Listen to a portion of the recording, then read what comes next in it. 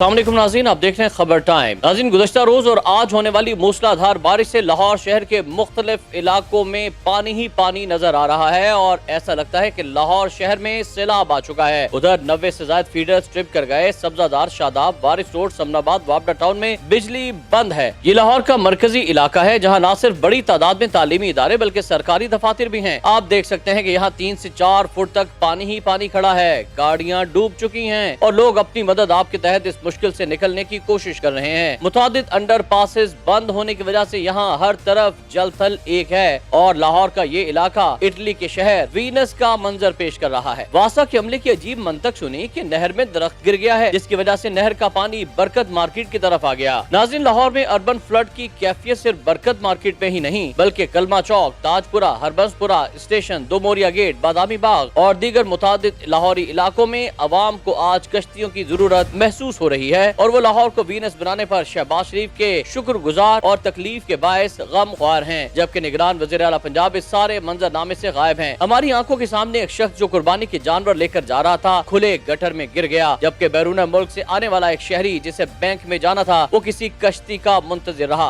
अफसोस सद अफसोस शहबाज शरीफ, जिन्होंने एक मरतबा कहा था कि लाहौर को पेरिस बना देंगे, लेकिन उनका ख्वाब आज लाहौर को वीनस बनाकर पूरा हो गया। हर तरफ पानी ही पानी है और 10 से ज्यादा अफराद बिजली गिरने से जाँ बहक भी हो गए।